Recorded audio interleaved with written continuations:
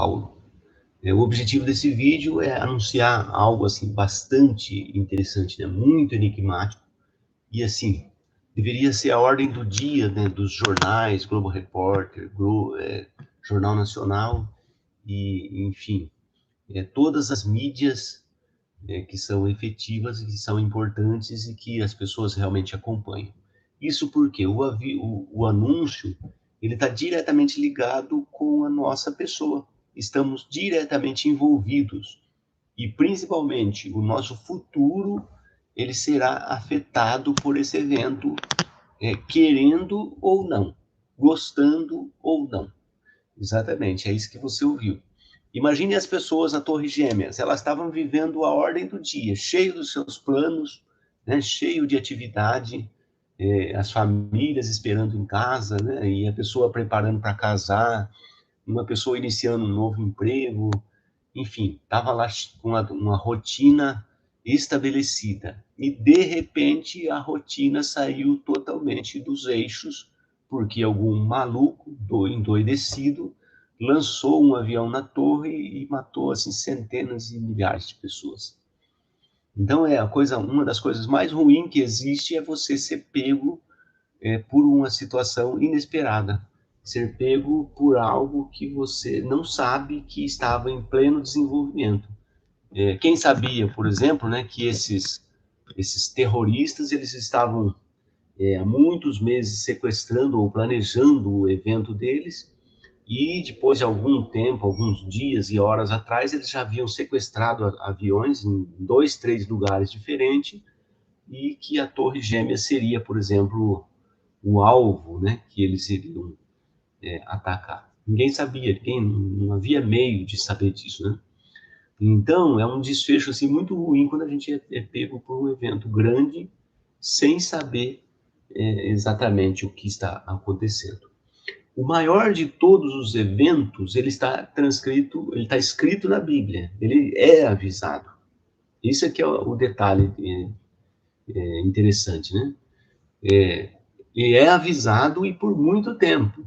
Só que à medida que o tempo passa e foge das expectativas das pessoas, no caso da grande maioria, o aviso parece perder o sentido. Por exemplo, né, antes de 2000, as igrejas diziam, 2000 não chegará e não passará. Então havia um grande número de pessoas que esperava uma intervenção divina no ano 2000. Passou o ano 2000, não aconteceu. Um pouco mais tarde, em 2010, também não aconteceu. E à medida que o tempo vai avançando, as pessoas vão perdendo a expectativa de um ajuste, né, de uma intervenção divina no assunto do mundo. Parece que Deus está cada vez menos interessado na raça humana e no planeta, por assim dizer. Parece que Deus está desinteressado da vida, do tipo de vida que a gente leva aqui na Terra, né? E sendo assim, é bem possível que a gente também, né, fique desatento para essa possibilidade. É uma possibilidade, sim, que vai mudar radicalmente a nossa vida, vai mudar radicalmente o nosso futuro, e depende da nossa situação, com certeza nós não vamos estar mais aqui no futuro. É isso mesmo que você ouviu. Né? Depende da situação, depende de quão atento, né, a gente ouve os assuntos, né, e que busca se informar, a gente não vai estar mais aqui daqui a algum tempo. Não simplesmente porque a gente vai morrer de velho, ou uma bala perdida, ou qualquer coisa do gênero. A gente não vai estar aqui dentro de pouco tempo, porque Deus vai interferir com uma forma de governo da parte dele mesmo, né? O que já é esperado há muito tempo, né, que aconteça. Né? É aquela ilustração do peixe, né? Você tem peixinhos valiosos num aquário que você adquiriu, né, no melhor fornecedor local, pagou um preço super alto no produto e colocou lá também os seus peixinhos que você escolheu, assim, de regiões distintas da Terra e espécimes, assim, com pouco número, de modo que você tem um preço valioso, aquilo é valioso para você. E um dia você olha, o peixinho está nadando de lado, né? A água está ficando verde, e se você não trocar, Se você não reparar o aparelho lá de geração de oxigênio, os peixinhos vão morrer. Então, essa é a condição entre Deus e nós humanos. Aqui a gente é o peixinho aqui na Terra, somos o peixinho. A situação no sistema está tão ruim que a gente está nadando de lado, estamos nadando de costa, tem vezes que a gente nem está nadando mais, né? E Deus, será que ele vai interferir? Talvez você diga, é bobagem essa coisa de intervenção de Deus. Então tá. E se você vê o seu peixinho nadando de lado e de costa, você também não interfere. Às vezes nós nos colocamos como melhores do que Deus, achando que ele deixou o país, que ele não vai fazer mais nada, e que Deus não está interessado, e muitas das vezes a gente acha que Deus, começamos a achar que Deus não existe até, né? Isso devido ao tempo, porque nós humanos não fomos feitos para esperar. Se tem uma coisa que a gente não serve, é para esperar. E a contagem de Deus, o que causa um baita de um constrangimento, é que a nossa contagem é uma e a de Deus é outra. Por exemplo, uma pessoa nasceu, cresceu, fez tudo o que tinha a fazer na vida, e está com 80 anos, agora está velhinha. Ela viveu 2 horinhas para Deus.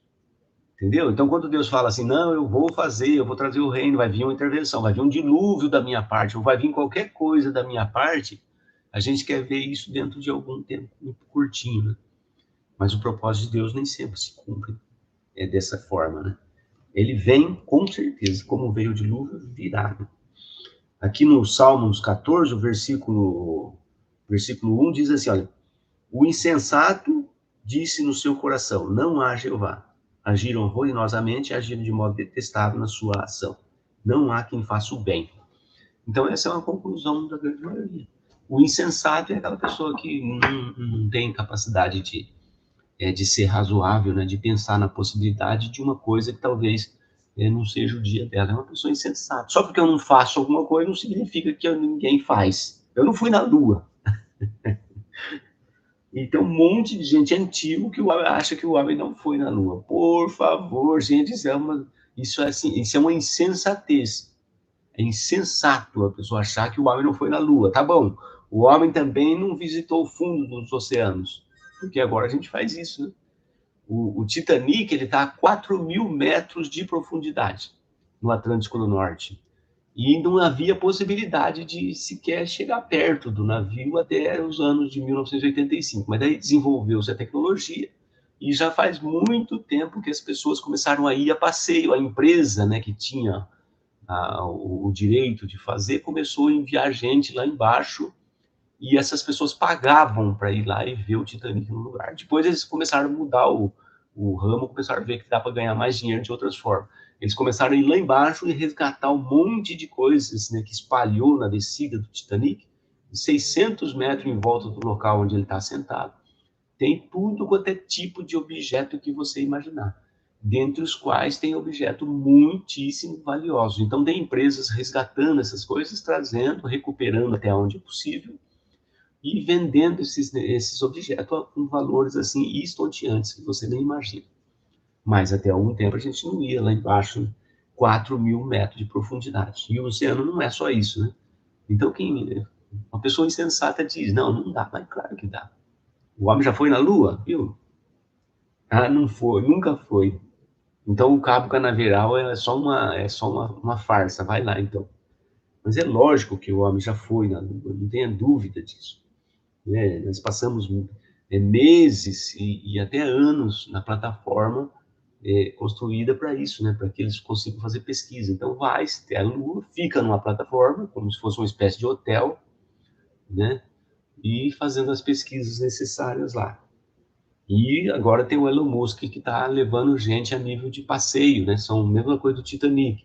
Tem gente indo para o céu e pagando para ser levado para lá. E o valor não é baixo, né? Porque a tecnologia ela existe e foi, por exemplo, aperfeiçoada pela empresa desse Elon Musk, né? Que tem tecnologia muito na empresa dele, está levando pessoas para lá a nível de passeio. Lógico, são pessoas milionárias, né? Que vão. Ou seja, o homem parece que está tentando faz muito tempo já, né? E percebendo as consequências que a gente tem aqui no planeta Terra, a situação difícil, e achando assim, talvez imaginando um jeito de viver em outro lugar, porque Até certo ponto já dá, né? Se dá para ficar 1 mês, 2 meses, ou um pouco mais do que isso, significa que com um pouco mais de esforço dá para implantar um novo espaço, né? Talvez criar uma nova civilização, pelo menos é isso que acontece. Mas o que acontece com a Terra? A Terra está se tornando praticamente um local, né, inadequado para a vida, porque a gente estamos morrendo faz muito tempo por causa do ar que respiramos, a alimentação está sendo afetada, a água está sendo poluída, os oceanos estão, né, cheios de coisa, o mundo está cheio de radiação, né, a gente já viu vazamentos nucleares, né, em Chernobyl e uma série de outros, né, que sempre acontece um desastre. Ou seja, a gente está mesmo nadando de lado, nadando de costa, e cada dia com mais complicações. Será que Deus vai interferir ou não vai fazer nada? Então, com certeza ele vai interferir, porque o nome dele está diretamente envolvido nessa questão. Quando o homem se rebelou no jardim do Éden, levantou-se lá questões importantíssimas que afetam toda a humanidade, embora ela não queira saber disso. Talvez ela nem quer saber disso, ela está cheia de problemas, não quer saber de mais isso. Mas independente se quer ou não, o fato é que a gente ficou envolvido em duas questões muito importantes, né, que vai afetar a nossa vida. Já afeta e vai afetar mais no futuro. Né? As questões são, né, quem tem o direito de governar? E quem é o verdadeiro soberano universal? Né? Quem é esse? E a outra é de que lado você está. Então, se eu não me posiciono de forma alguma, eu estou em cima do muro. Em cima do muro não existe e é um lugar que vai desaparecer por completo. Porque Deus permitiu que o homem administrasse até certo ponto. Agora a gente está vivendo num período profético, um período que ele vai interferir e vai tirar da mão do homem o governo, qualquer forma de governo, seja qual for. E então, nós estamos nesse patamar da história. A gente precisamos tomar alguma decisão, porque não fazer nada significa que a gente vai passar também como parte da história. Em breve, muito em breve, a gente vai ser coisa do passado, literalmente. Sabe aquele passado que não volta jamais? É esse passado. Porque quando alguém morre naturalmente, né, e ele vai para o que a Bíblia chama de túmulo memorial, o túmulo da recordação, está na memória de Deus, essa pessoa retorna.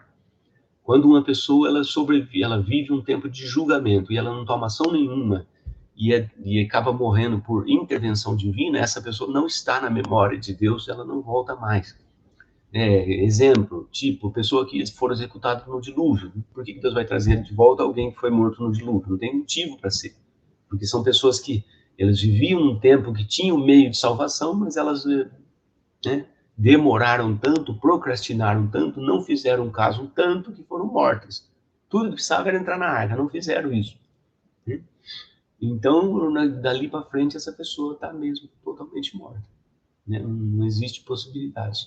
Sodoma e Gomorra, quando Deus interferiu, pessoas que não têm possibilidade de voltar. Já tem aquelas que estão na memória de Deus. Abraão, Isaac, Jacó, a Bíblia diz, o registro. Eles estão vivos. Está cheio de gente viva hoje que, na verdade, está morta. E está cheio de gente morta para os humanos que, na verdade, estão vivas, porque elas estão na recordação. Elas têm uma garantia. Né?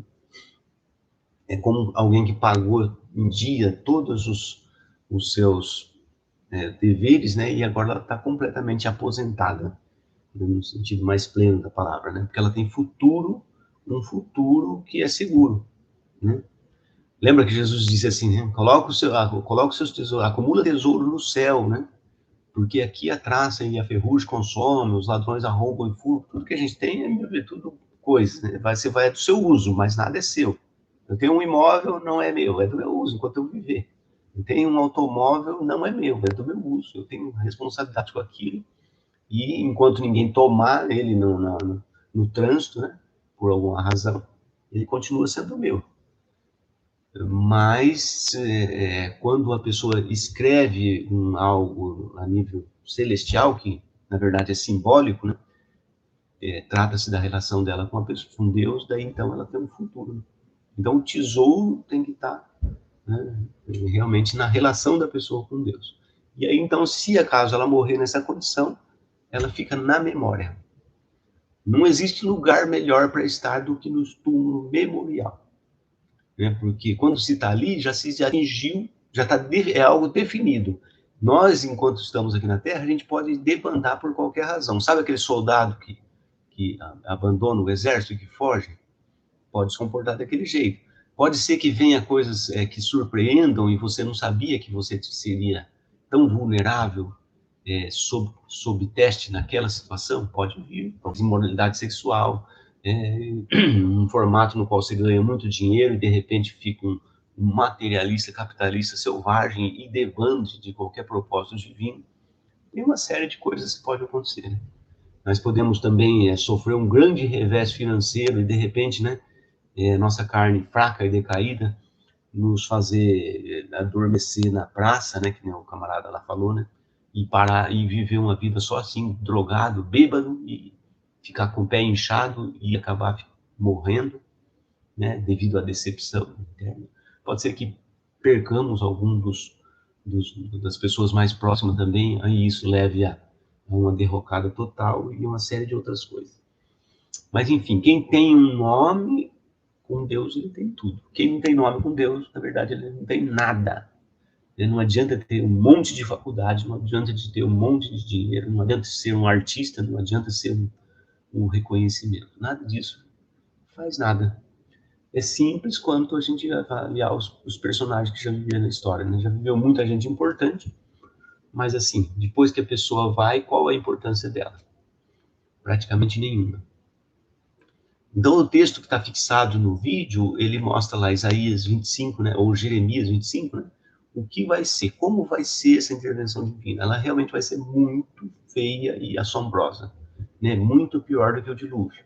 Esse dia vai vir quando? Dá para ser algum sinal? Dá para saber. A Bíblia diz, né, vai se desenvolver uma grande tribulação, que é um confronto praticamente entre governos e religião. E é nesse cenário que a intervenção divina vai ser necessária, quando os peixinhos estiverem mesmo já afundando, né? Quando o sistema estiver afundando por completo. Daí então Deus interfere com aquilo que nós conhecemos, chamado na Bíblia de Armagedon. É uma guerra, é uma intervenção divina nos assuntos do mundo e ele acontece no globo inteiro. Não é isso Jesus Cristo voltando numa nuvem e todo olho verá ele, não. Porque se ele viesse aqui em Piracicaba, eu veria, você não veria. Não é isso, isso aí é simbólico, né? Todo olho o verá, ele vem com uma nuvem. Nuvem é símbolo de invisibilidade nas escrituras. Se ele vem com uma nuvem, significa que só eu vou ver, do mesmo tipo que quando ele foi, ou seja, ele vem numa nuvem, na verdade ele já veio e as massas da humanidade não viram. A religião, em alguns casos, a religião viu, a igreja viu, percebeu o cumprimento da profecia, mas a igreja se tornou infiel, não anunciou isso para os seus servos, não quis fazer aquela alarde, e também a igreja não quer os incômodos de ser uma pessoa fiel. Mas Jesus já veio e ele se sentou num trono glorioso, mas a nível celestial, que é o que ele falou em Jerusalém, né? O meu reino não é dessa fonte, o meu governo não é dessa fonte. Então, Jesus, depois de ter sido traído e morto, ele ficou à direita de Deus, ele aguardou o tempo do cumprimento das profecias. Quando chegou esse tempo, já há muito tempo no passado, Deus interferiu por empossar Jesus qual rei a nível celestial. Revelação 11. E aí, então, dali para frente, Jesus passou a governar de forma literal. A primeira ação de Jesus com o governo, imagina qual foi? Foi tirar de forma definitiva as hostes demoníacas que ainda tinha acesso ao céu. Ué, mas como? Você está falando que o diabo entrava no céu? Sim, claramente. Estou falando que o diabo entrava no céu, sim. Se você ler o Revelação, você vai ver, né, que havia lá em cima o acusador dos anjos. Então, o diabo conseguiu tirar uma grande massa, né? Um terço das estrelas do céu se juntou ao propósito dele. Essas estrelas do céu também é simbólico, são anjos, né, que se juntaram ao propósito do diabo, mas nem todo mundo fez isso, né? Um terço não é a totalidade dos anjos. Então, o diabo tinha acesso ao céu até a data de 1914, quando Jesus se sentou num trono glorioso no céu, né? O assunto foi percebido na Terra por um número assim, razoável de pessoas. A igreja também percebeu o cumprimento de profecias, entendeu até certo ponto, mas não permaneceu fiel. Ou seja, Jesus se assentou num trono glorioso, a primeira ação foi banir de forma definitiva Satanás e os seus demônios, e eles ficaram nas imediações da terra, restrito, agora num tártaro muito mais elevado, no qual não se dá para materializar corpos carnais para satisfazer os impulsos contrários à natureza, né, que é o que eles faziam antes, e também restrito ao céu, não podendo ultrapassar mais um limite do qual só a criação celestial é capaz de viver, ou seja, nós conhecemos como céu. Uma vez não podendo ter mais acesso ao céu, é claro que a ira de Satanás, o diabo, ela aumentou, e aumentou exponencialmente, vamos usar essa expressão, né? E ele veio para a Terra lançado, não a gosto, né? Lançado. Então deu-se no que nós conhecemos bem, né? A Primeira Guerra Mundial. A Primeira Guerra Mundial foi um evento no qual os homens, depois de um certo ponto, queriam fazer de tudo para parar, para não ficarem envolvidos numa guerra, porque todo mundo percebe o prejuízo de fazer guerra, né? Tanto na pele, né? Nos membros do corpo, quanto no bolso. Mas o homem não foi capaz de parar com a Primeira Guerra Mundial, porque é um evento, né, lançado pelo diabo. Quando eu ponho fogo num mato seco, embora eu seja um ser humano, né, uma porcaria de um ser humano, mas se tem lá um mato seco e eu chego lá e jogo um palito de fósforo, depois dou um jeito de ainda causar um vendaval, ligo um ventilador, é lógico que o mato vai pegar fogo. Então é só isso que o diabo fez. Fala, filho, mas você está falando que o diabo causou a Primeira Guerra Mundial? Com certeza, estou falando. Do mesmo jeito que eu boto fogo num mato seco e a hora que ele criar uma chama relativamente grande, viu? Chama o bombeiro. Chama o bombeiro porque vai dar zebra. E o bombeiro vai demorar a chegar, com certeza. Então foi isso que aconteceu na guerra, né? Os homens não conseguiram mais parar. E depois, guerra. Ou seja, na verdade, desde que se desviou do paraíso, né? Desde que o homem debandou no propósito original, a gente só viu sangue, suor e fumaça, né? Brumosa. Então, a raça humana sofreu muito, mas o maior de todos os eventos, ele virá ainda. E o que será depois? O que vem depois? Assim como Noé sobreviveu naquele tempo, 8 pessoas, né, por arranjo divino, de uma arca, que o salvou do dilúvio, vai haver salvação em larga escala na Terra.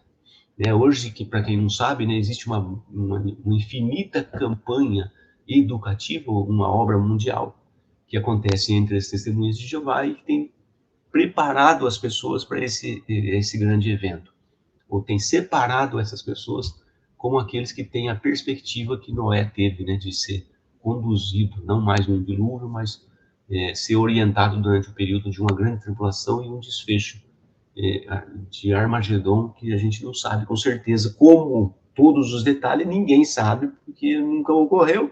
Coisas que já ocorreram, a gente não sabe os detalhes, imagine uma que nunca ocorreu. Né? Então a gente não sabe os detalhes.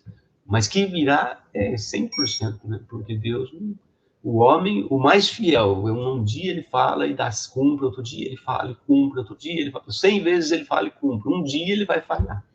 Deus fala e cumpre, Deus fala e cumpre, Deus fala e cumpre, fala e cumpre, fala e cumpre, fala. Ele fala e cumpre e nunca vai falhar. Não tem como. A palavra de Deus não volta sem resultados. Isaías capítulo 55. Então é assim, né? Esse grande dia vem. E uma massa da humanidade vai sobreviver a ele. A pergunta é, eu vou estar lá ou eu vou fazer parte da história? O cenário na Terra ele vai ser horroroso quando esse dia de Deus acontecer, né? Ele vai ser, assim, algo assim, muito fora do normal, muito além de tudo que a gente já viu. Na verdade, no curso da nossa vida, né, a gente vê muito pouca coisa, né? Mas mesmo essa muito pouca coisa, ela já é muito, né? E deixa a nossa mente atordoada muitas vezes, né? Devido ao fato de que a gente vive um cenário no qual nós não podemos mudar muito, não podemos mudar quase nada, né? Eu vou tentar ler aqui diretamente no texto, que lendo diretamente, o efeito é maior. O texto de Isaías, no capítulo 25, versículo 31, diz assim, olha, um barulho há de chegar às partes mais distantes, mais longínquas da terra, pois há uma controvérsia que Jeová tem com as nações, e ele terá de pôr-se pessoalmente em julgamento contra toda a carne, quanto aos iníquos da terra, entregá-los à espada é a pronunciação de Jeová. Assim diz Jeová dos exércitos. Eis que sai uma calamidade de nação em nação, e suscitar-se-á até mesmo uma grande tormenta, desde as partes mais remotas da terra. E perceba esse versículo, o 33. E os mortos por Jeová certamente virão a estar naquele dia de uma extremidade da terra até a outra extremidade da terra. Não serão lamentados, nem serão recolhidos ou enterrados. Tornar-se-ão como estrume sobre a superfície do solo. Então é um cenário amedrontador, é um cenário espantoso. Nesse dia, as forças armadas, seja ela qual for, Brasil, Estados Unidos, Rússia, Reino Unido, todos eles sabem o que vai ser? Já viu um busca-pé que molha e não dispara? Isso vai ser o poderio militar do ser humano. Né? Não tem como, né? Uma coisa assim, é uma guerra no qual existe apenas um derrotado e existe apenas um lado que vai apanhar o tempo inteiro. Na verdade, vai deixar de existir, né? Porque não existe possibilidade de o homem travar uma guerra com Deus. Né? Não inventaram essa arma ainda, né? Então é isso, né?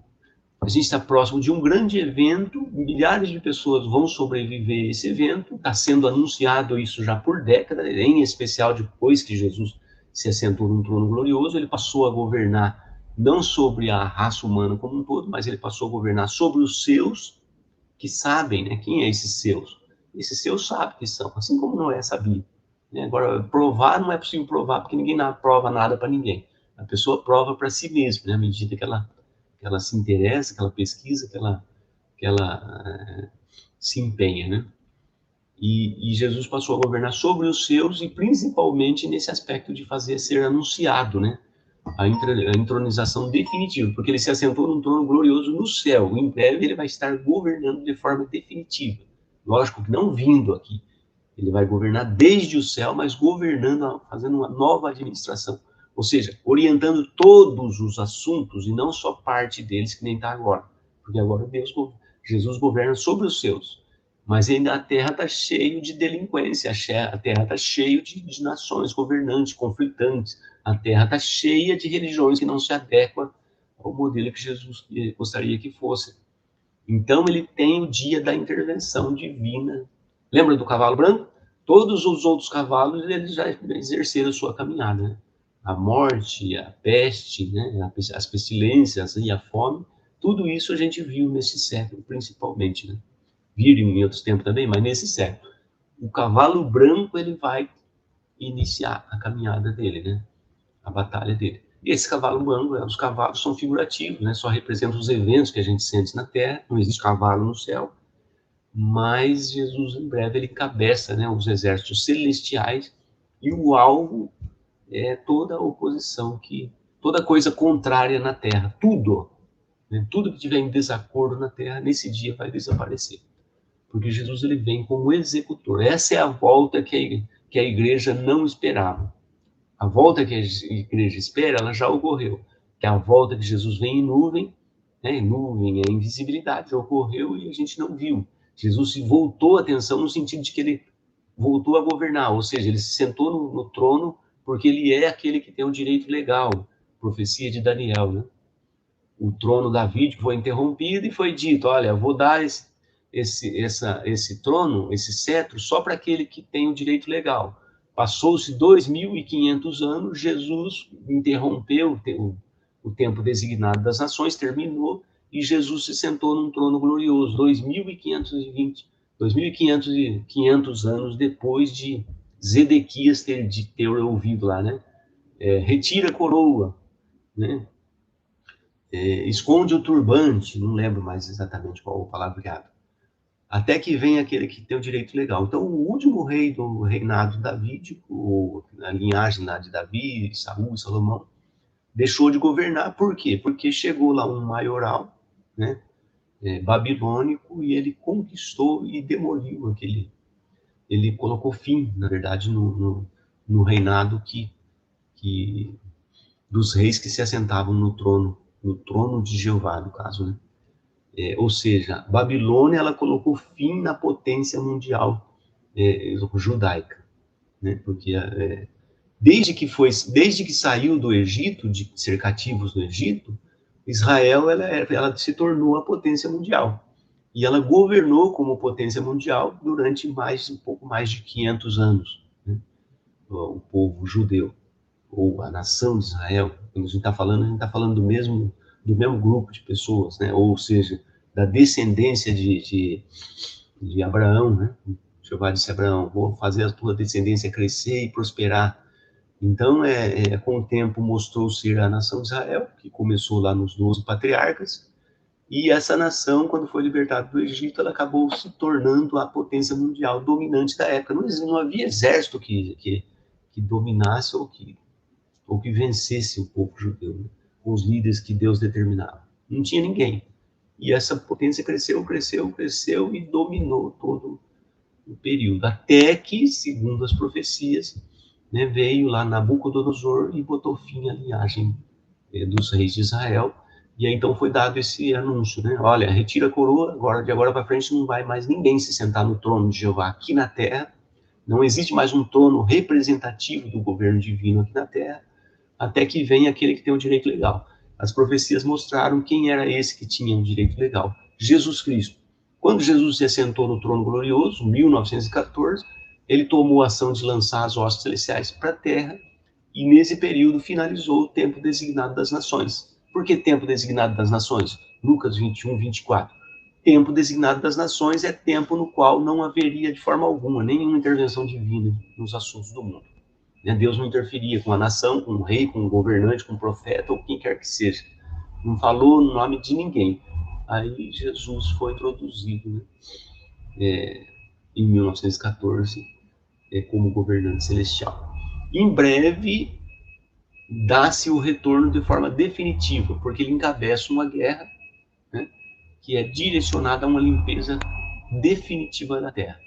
Não mais para um restabelecimento que talvez ele seja ainda interrompido, não mais para esse tipo, né, como aconteceu depois da Arca de Noé, não mais. Por quê? Porque quando a história for finalizada agora, né, com a intervenção divina, o que começa é o que nós chamamos de dia de juízo, ou o reinado milenar de Cristo, ou a recriação.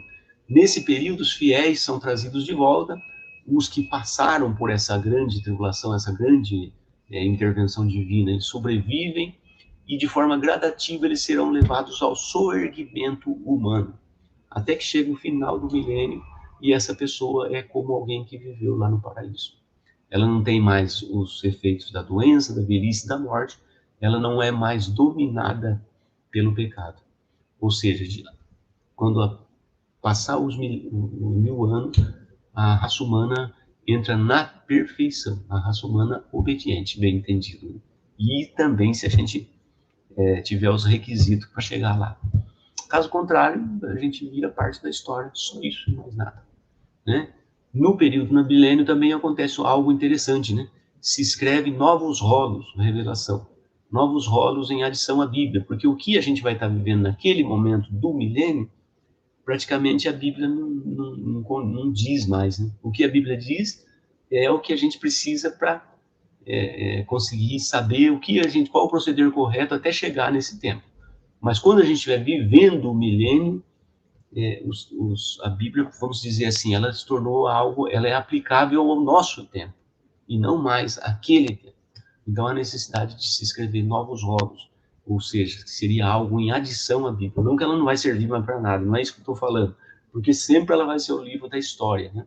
Se eu quiser saber desde Adão como as coisas se desenvolveu até nós, e mesmo até lá no final do milênio, é lógico que eu vou ter de conservar a Bíblia, né? Não ter de ter ela.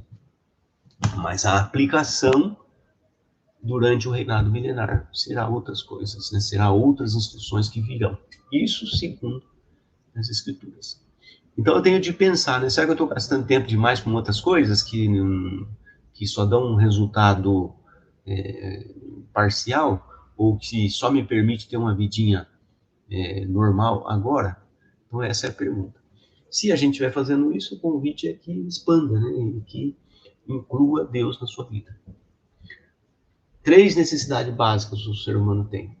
Né? Uma é direto aos assuntos materiais, né? Roupa, abrigo, transporte e uma série de coisas, né? Essa é quase a que a gente dá o maior de todos, gasta tempo com ela. A outra, que deveria ser a principal, é a família, né? O segundo, relacionamentos, o convívio, uma coisa assim que afeta diretamente a vida da pessoa. Sem os familiares, sem o lado da familiar, seria assim, a vida seria praticamente nada, né? E o outro, que é, na verdade, o ponto principal e o mais importante, é a relação da pessoa com Deus. Sem isso, por que o ser humano nunca viu Deus e em toda parte da Terra as pessoas estão voltadas de uma maneira ou de outra, certo ou errado, mas estão voltadas para Deus? Porque é uma coisa que faz parte da criação. Simples, né? É algo que faz parte, está no DNA do ser humano buscar uma relação com Deus, embora muitos achem assim, Deus não existe, Deus abandonou a raça humana, Deus deixou o país, Deus isso, Deus aquilo. Mas vamos supor que não existisse mesmo. Qual foi o gênio que inventou essa coisa, então? Entendeu? Não tem esse gênio. Não é uma coisa inventada, é uma coisa assim que existe por... difícil até de usar o termo, né? A gente percebe que existe. Né? Se eu quero perceber a energia elétrica, que a gente sabe que está funcionando o tempo todo, basta botar o dedo na tomada, você toma um choque e percebe o poder que ela tem. Mas e Deus? Deus... Bom, olha para o céu, por exemplo, e imagina assim, bom, para mim manter uma fogueira acesa, eu tenho que botar lenha o tempo todo. Se eu paro de pôr lenha, pode estar quente o ambiente, que ainda assim a fogueira vai apagar. Bom, o sol nunca apaga. Quem será que põe fogo? Quem será que põe lenha lá? Deve ser Deus. Ou seja, ele colocou as coisas num formato que ele não precisa estar botando lenha o tempo inteiro. Não existe nem... a história nunca viu um programador igual o soberano do universo. Porque o que Deus fez em termos de sol, de ciclo da água e de um monte de outras coisas é programação no pleno sentido da palavra. Ele programou de forma tão assim meticulosa que ele pode até virar as costas que aquilo vai funcionar o tempo todo. Vai funcionar o tempo todo sem falir, sem... Né?